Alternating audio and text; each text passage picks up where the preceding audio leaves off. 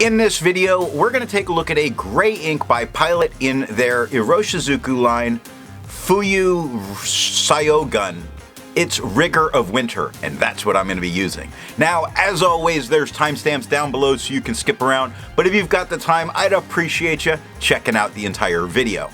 Also, down in the description is a link to the gray ink playlist. So if you'd like to check that out, you can find that there. I'm an ink guy, and let's get into the first writing sample done on 90 GSM Clairfontaine. No bleeding, no ghosting. We have no feather, spread, halo sheen. We do get a ton of great shading. Great shading in the stub, great shading in the extra fine, great shading in the medium. You just look at it and you can see how much color shifting is going on. The extra fine took 4 seconds to dry, which for many people is fantastic. The medium took 5 seconds to dry, which is awesome. The scrubby shows tons of color variation, and yes, that is exactly what we got. And the smear test, you could definitely recover if you smeared while you were writing.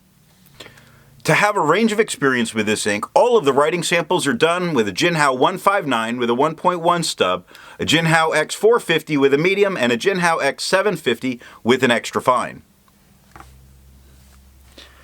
Then a Pelican P200 with a medium nib was inked up, used for a day, and used to take the notes for this video. The next writing sample is done on 52 GSM Tomoe River. We have no bleeding, no ghosting. We have no feather, spread, halo sheen, not a ton of shading, only a light peppering of it in the stub, almost none in the extra fine. The medium is really starting to show a lot of shading going on here. The extra fine took 7 seconds to dry, while the medium took 11 seconds to dry. The scrubby for both show good color variation, though it's barely showing up in the extra fine. In the smear test, I don't think you could recover these if you smeared while you were writing. I agree with Vita. There's a lot to learn by doing multiple chromatographies. The one on the left is done the way it's supposed to be done. A line of ink is put down, and then it's put in the water for 10 to 15 seconds. And you know, it's mostly gray. It's gathering at the bottom, moving up fairly evenly, but you see that little bit of purple and that little bit of yellow in there, which I was really not expecting with this. Now, the one on the right that's let dry for 10 minutes is even stranger. Most of that forms at the bottom stays there, pushes up as a very light gray, but at the very top is a very light pink that I did not see at all in the first chromatography, making this one really a wonder in what's going on and how different what's showing up as additional colors is.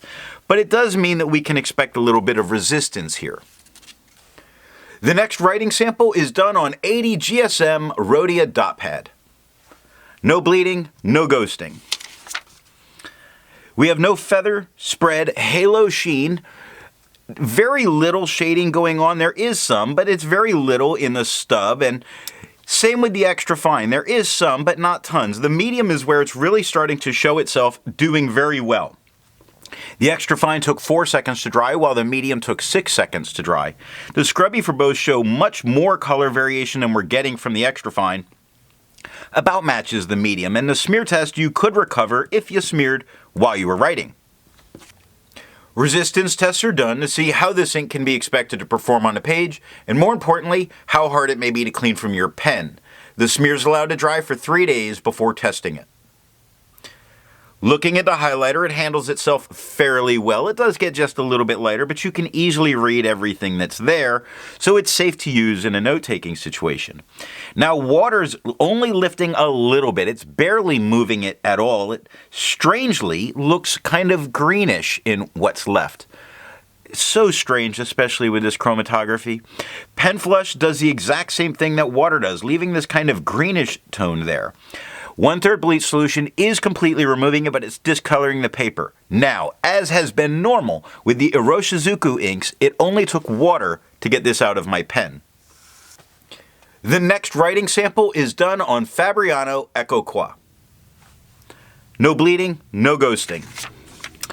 We have no feather, spread, halo sheen. We do have some shading. It's a little better than it was on the Rhodia in the stub. It's definitely there.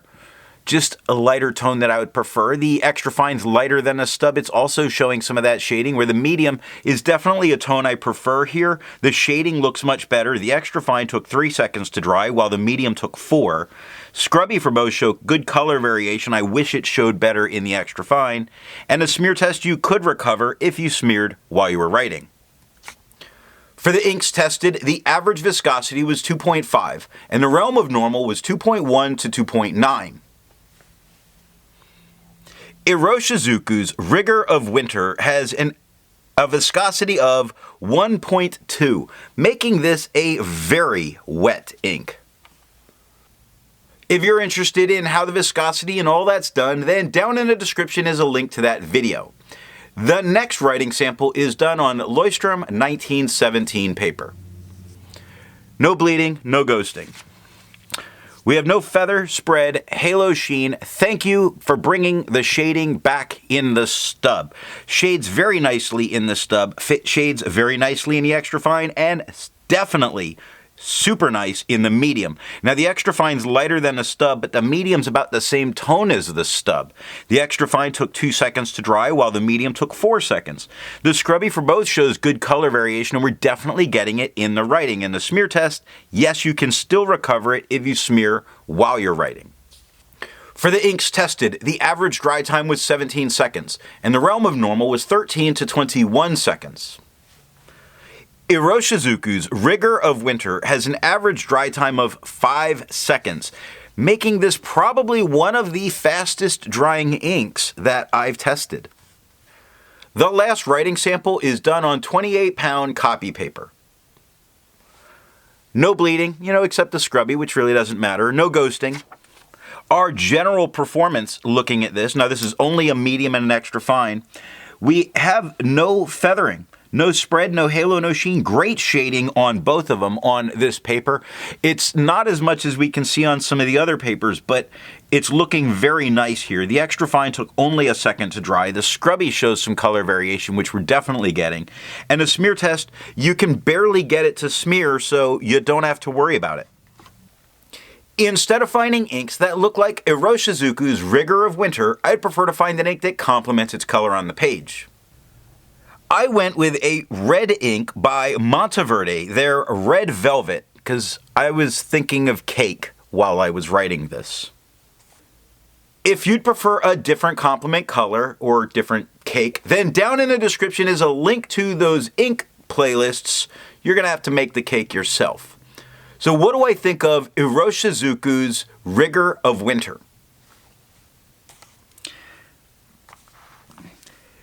This is a dreary, dull tone that reminds me of being trapped indoors when I was a child in New Jersey. The color makes me think winter, but not cold enough to stop the snow from melting, and it's raining out. It's perfect. So what nib and pen are going to give the best writing experience with this ink? I really like the way it goes down with a medium flow, fine or medium nib. I think it really nails it there. I hope you got something out of this video, and in the next video we're going to take a look at Ackerman's number 28.